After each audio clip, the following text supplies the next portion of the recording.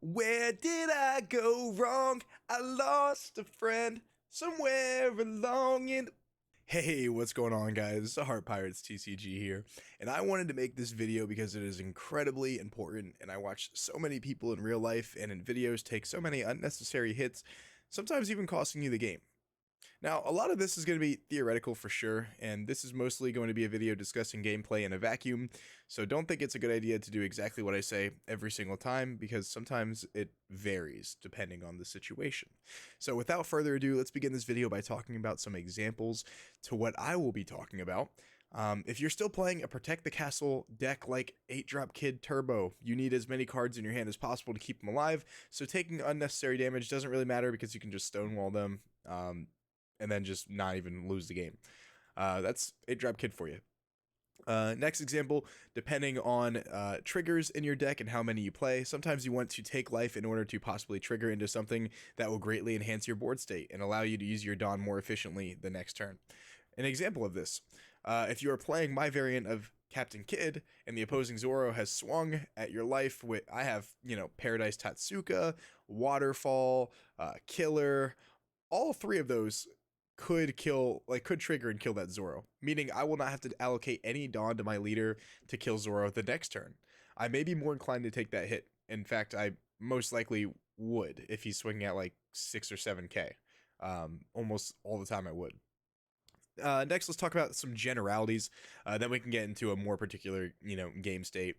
So in general, the first attack your opponent does for 5k, or in Whitebeard's case 6k, if you have a card that is a viable counter that is not good against that opponent's deck, then you should absolutely use that counter almost all the time. This means I'm playing against Ivankov. My opponent swings 5 at my life with his leader. I have a Killer in my hand. I'm going to counter out of that by discarding Killer, because there is almost no situation where he will be more useful than avoiding a hit and saving a life. Get it? That's the name of the video, huh? Another example is if you are playing against Smoker and you have an X-Drake in hand. That X-Drake will rarely be useful in this matchup except for maybe killing a Kuzan. He's just far too vulnerable and would be much better suited to being discard fodder in most scenarios than as an on-play threat. Then I want to talk about enhancing your board state.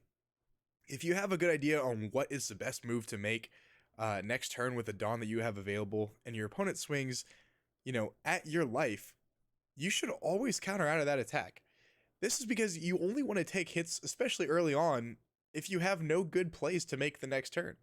So you take the damage to maybe, life into a better option, a better play, maybe even a trigger. An example of this is if you're playing Magellan, the next turn you have 5 Dawn, and still no Magellan in hand. I know you Magellan players are like seething right now thinking about that. I know, it's bad. So you should definitely consider taking that hit in order to dig deeper for that card because it is so important to your strategy. And by playing him on curve, it will greatly enhance your board state. There is no reason to counter out of an attack if you have nothing but counters and dead cards in your hand. You'll be so far behind in your efforts. Sorry. You'll be put so far behind in your efforts to maintain life that you are just late to the party of maintaining the board, and in doing so, you'll lose the game so much faster. It is a losing situation.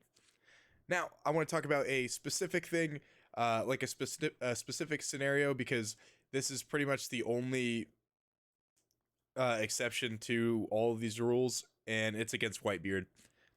Surprise, surprise. Never take a life when you can avoid it. I say this because you're going to take hits regardless. He's just too powerful. And if you swing 6k and you have a 2k counter, you have to almost use it every single time to avoid going too low. If you get too low against Whitebeard, or really any red aggressive deck, then you're going to be playing defensive the whole game to avoid losing rather than playing to win. The only exception to that exception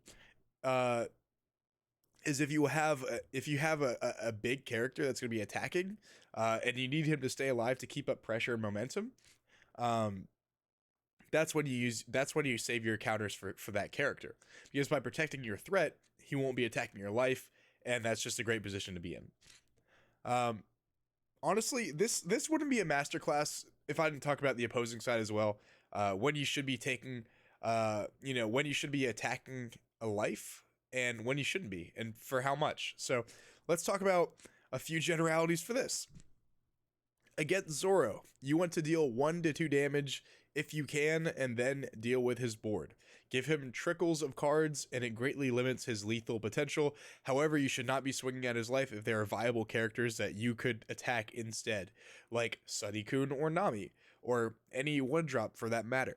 When you feel like you have a good grasp on the board state, start dealing some life, because I've seen so many games where Zoro has 5 life and the opposing guy has 2 life, and you know, like he's just not gonna win because he's just so far behind in life. Like, you have to at least keep it close, not even, but at least somewhat close. Deal some damage. Jeez, deal some damage, guys. Because like the reason being is because once they get Newgate on the field, you're gonna take at least 1 damage a turn, maybe even 2 or 3, and then you just lose. So at least keep it competitive, so you're at least in like lethal range. Now, against Whitebeard, you should pretty much only deal with their board for the most part, but attack at life at least once a turn as well.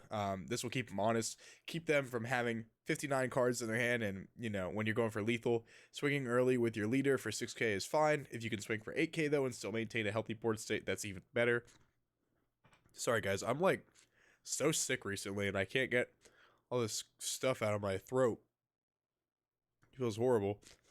Alright, so against Kinemon, I think you could be fine attacking their life and rushing them down to lethal, because they play a ridiculous amount of cards with no counter value. You could play this match up. You can play this matchup either way, rush them down, or grind with them. But I think it's better to actually deal as much damage as possible early on, because you won't have to deal like with multiple turns with double Odins swinging and trying to crack your board. Against Ivankov, it is imperative to swing at life very aggressively, because there is no way you're going to be able to deal with their board with most decks, just because they have back-to-back 7-drop Ivankov plays, and they will have 4 and 8 7k attackers with no Dawn allocation, and they'll pretty much just out-tempo you and kill you, especially with Double Strike Luffy. That almost happened to me a couple days ago. It is important to get them to a healthy life count, because they will be discarding their cards regardless. You don't need to worry about their hand size. They're going to just discard their own cards.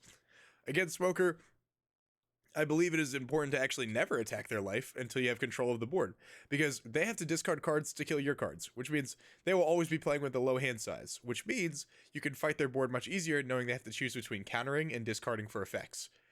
Against Z, you treat him just like you did Kaido in set 1.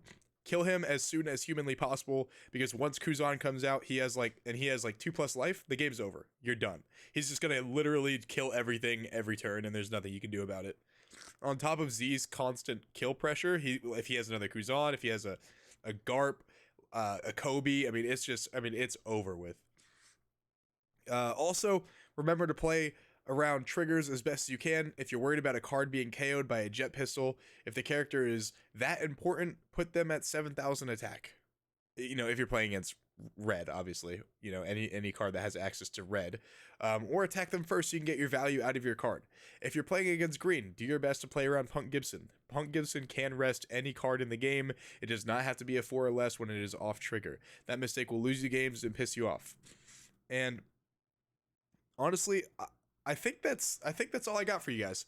Join the Discord if you want to be a part of our community and participate in the online tournaments we have in there. Remember, we're giving away a box of OPO1 when we hit 1,000 subscribers. So with that being said, I will be sure to catch you guys on the next one, and peace.